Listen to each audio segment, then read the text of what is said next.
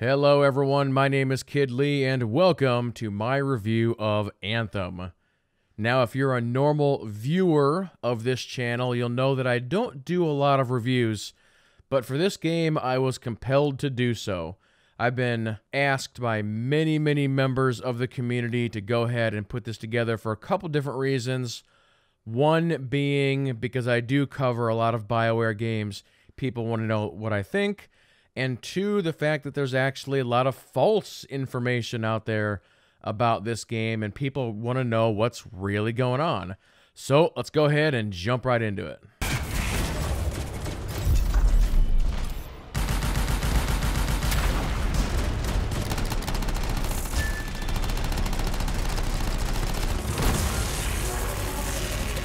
The first thing I want to talk about is just how much fun this game is to play when we take a look at the combat and the gameplay itself.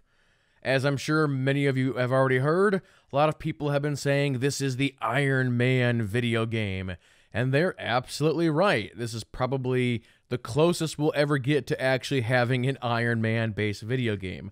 With 4 different javelins in the game, sort of representing 4 different playstyles, you're able to go in and really customize a loadout that will sort of meet your playstyle. As you're zooming through this world, the verticality is just absolutely fantastic. I don't think I've seen verticality this good in a game since probably last year's PS4 Spider-Man. But being able to just fly around and stop and hover and then go back and immediately crash land back down to the ground and pull out your weapons and your abilities and just lay waste to your enemies makes this game so much more fun, in my opinion, compared to the rivals Destiny and Division, which have much more standard-based shooting. The combo system in particular is a really neat mechanic. Whether you're playing by yourself, with your friends, or just some pugs that you came across in free play, being able to come together to create those combos is really neat. You get the particle effects, the sound, the bing bang boom, and it's a very satisfying thing that you're able to put together in this game. And really with any video game, whenever you are making that kill, you're destroying enemies, you want the combat to feel very satisfying. And I think for the most part, this game is able to do that. There's nothing wrong with the chair, is there? No. Why are you always stirring up trouble? What are you talking about? I've just done her a massive favor. You've got no idea how boring it is being a Fort Cypher. She does not get to work with a freelancer. She does not get to see the world through the eyes of a javelin pilot. No. You know what she gets to do? She gets to relay official messages back and forth to ciphers at the Capitol day after day after day. Some people like boring. Not everyone's cut out to be a freelancer. So you have said. But you have to admit, that last mission would have gone better with a partner. I have a partner. You. Every good javelin pilot needs a cipher. That is not what I meant. Look, if I had a suit of my own, I could be out there in the field with you. I'll down your boosters, hotshot. With more training, you'll get your chance, I promise. Fine. It's not like we could afford a spare suit anyway. The job board is empty. We'll figure something out. We always do. Yeah. Do you ever regret missing out on the glory days? Back when freelancers were treated like heroes. Contracts would just fall into their laps. Everywhere they went, they were given respect. And free sandwiches. Free sandwiches? Yeah, I haven't had my lunch yet. I'm starving. We're on a tight budget here. Budget has room for sandwiches. You're probably right. You know what? Why don't you head over to the forge, get your javelin tuned up, so we're ready to roll if a contract does fall into our laps. If you're a fan of BioWare games, whenever you jump into one of their new games, you expect a really deep story and some really amazing characters. Does Anthem live up to the BioWare standard? I'm actually going to say 50-50 on that deal. I personally thought the story was pretty average, but some of the characters in Anthem were absolutely fantastic. And if you're familiar with the BioWare archetype on how they do their games, it's, oh, I'm Commander Shepard and I just got done with my mission, so now I'm going to go back to the Normandy and talk to everybody. This game has the exact same format. So if you like that about BioWare games, you won't be disappointed in this one. Now, going to the side stories of a lot of the characters that are around Fort Tarsis, I actually thought some of the side stories were just as good, if not potentially better than the main story of the game. So I think that's saying something. But they used a new mocap technology for the characters in this game, and I also thought the mocap that they did use was a little inconsistent from character to character. Some of them were really, really good, and some of them were kind of like, I'm not quite sure what you're trying to do here. I want to say there were 3 in particular that really stood out for me as being really, really well done, and that would have been Owen, Halleck, and the guy at the bar. Just fantastic performances from those 3 in particular. Whenever you have an RPG, whether it's single player, multiplayer, online, or something in between, customization and gearing is always a big factor. You want to take your character, you want them to look cool, be cool, have the best weapons, and just be able to go to town on whatever it is you are looking to do. Anthem has some issues in this department. Again, it goes back to that 50-50 thing, where some of it is really good and some of it needs some work. Now, one thing that they did right from the start is actually separating your statted gear from your look. It's always good when you do that, so you don't have to go from piece to piece to piece and you're wearing junky stuff and you look terrible. Always separate it. That way you can look one way and you can keep swapping your gear without affecting your look. So thumbs up for that. The ability to go in and customize the look of your javelins. Each javelin has got 6 different sectors that you can choose material types and paints. That is so cool in this game. You can really make your javelin look the way you want it to look. Unfortunately, the downside of this is when it comes to the actual pieces and parts, your helmet, your chest, your legs, they didn't launch the game with that many. There's only like 3 or 4. They should have had 20 ready to go, 30 ready to go. And apparently they did have a pretty good number, something 15 to 20, somewhere in that range. And they're just holding it back for whatever reason. That was a big mistake. I have no idea why they're deciding to go down that route. Now, for those who don't know, at the time that I'm making this video, BioWare has actually announced that they are going to be adding a vanity crate into the stronghold that actually has 100 items that you'll be able to loot, and that's going to be a mix of stuff. So that is definitely going to help out that system, but it's just a darn shame that they went so lackluster at launch. Another issue that's been a very hot topic is the actual loot itself. Now, they've already thrown down several major patches to this game that has already vastly changed the loot and how it works since the launch of the game. But I would say that it's still not perfect yet. Where they're currently at is okay, but they definitely have a lot they can improve upon. And really the big issue is some people are saying the loot is not fun. And in these looter shooter type games, I've always found that to be sort of a curious statement. And my reaction to that is, well, what exactly do you consider fun loot? I personally think the loot is fine. You know, it's very standard compared to other MMO progression, right? You start with your whites and your grays, and you go greens, blues, purples, legendary, so forth and so on. And then the masterwork items in this game have got names and all kinds of special things. And I look at that and I'm like, okay, I can see a clear progression line here. It seems fine to me. And again, they've only been improving upon it, making it better. So, I don't know. I have no issues with the way that they're doing loot. It's fine to me. But I just thought I'd bring it up in this video that some people don't like it. Some people think there's an issue. But personally, I don't. I think it's fine. Now, here's the real issue, ladies and gentlemen. The main issue that I have with this game is, in fact, optimization. Now, my computer is a good 4 or 5 years old, but it is actually above the recommended specs. Not the minimum specs, but it's above the recommended.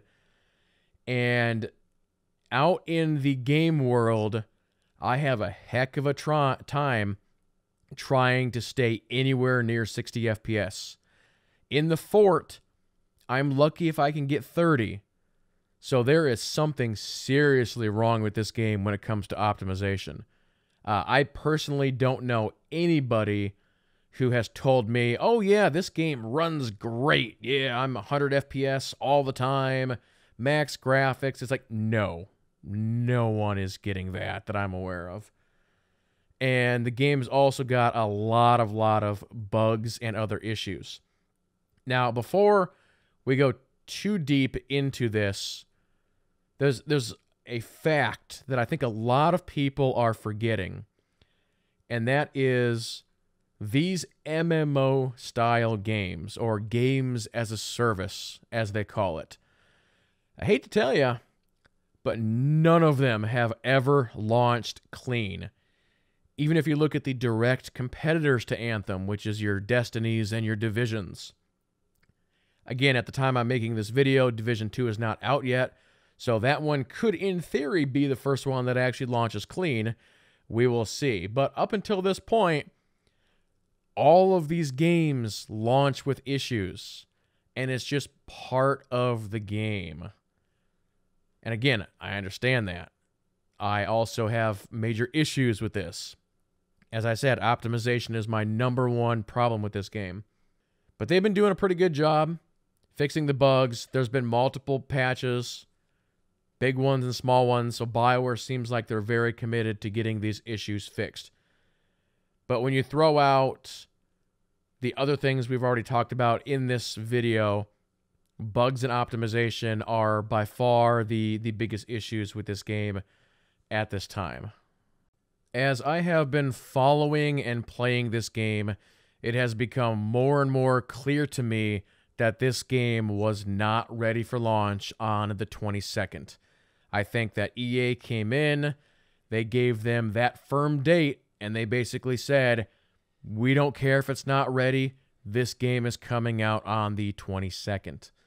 And again, if we even go back to the VIP demo and the regular demo and the early access program, and we saw all the issues that all of those elements had, it just keeps adding on to the pile that this game was not ready. They could have easily put this in the furnace for another 6 months and released it in a much better state, but EA did not allow them to do that, so that is a darn shame.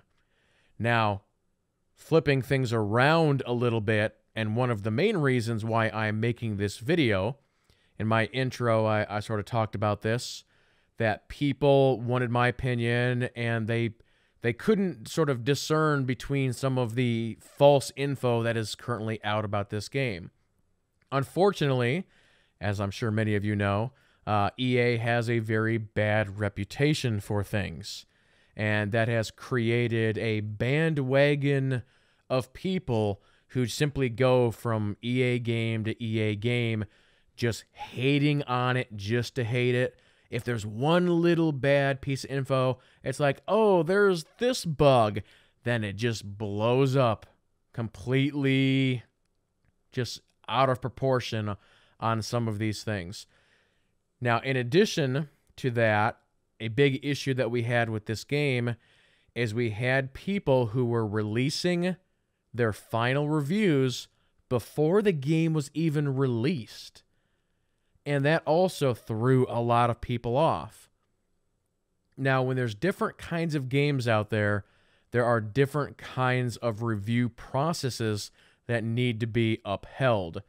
As an example, Devil May Cry 5 just came out. That is a single-player game. You know, they had that game done.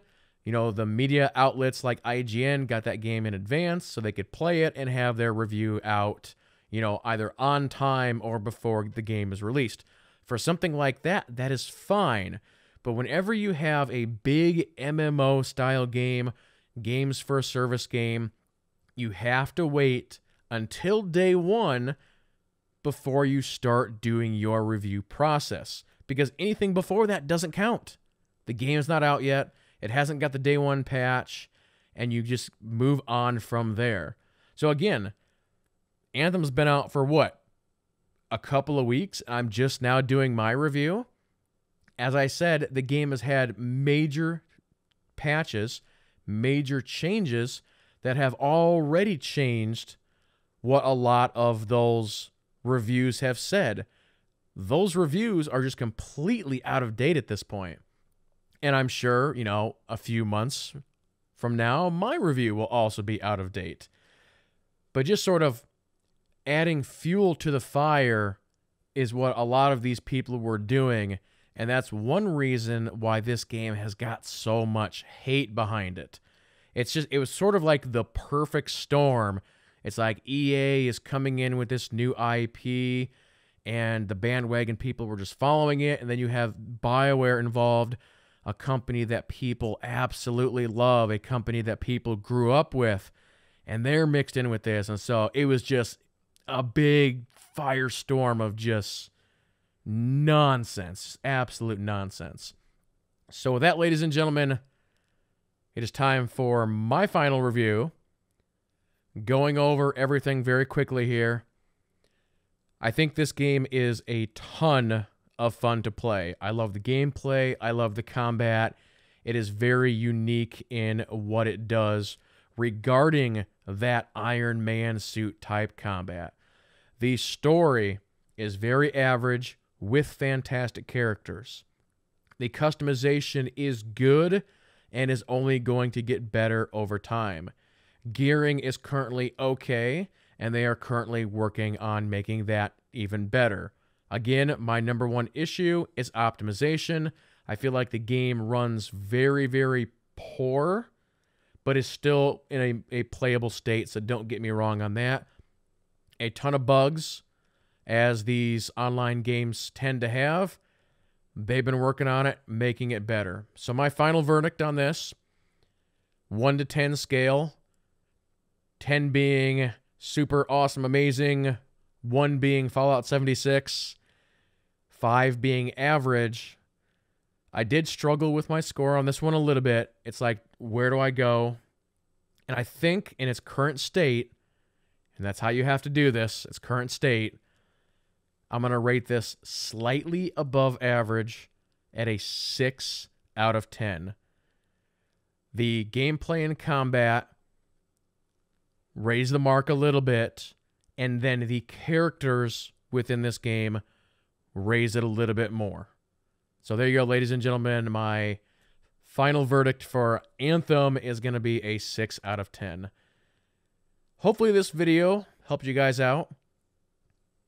If you were sort of unsure on whether or not you were going to buy it, hopefully I was able to give you some new information. One other thing I will say here real quick is somebody asked me, is this game worth $60? And the answer that I gave was, yes, I do think it's worth $60, but it all depends who you are as a person on whether or not you want to put up with these bugs. So if you're okay with some bugs and a few gameplay issues here and there, sure, go ahead and buy it right now.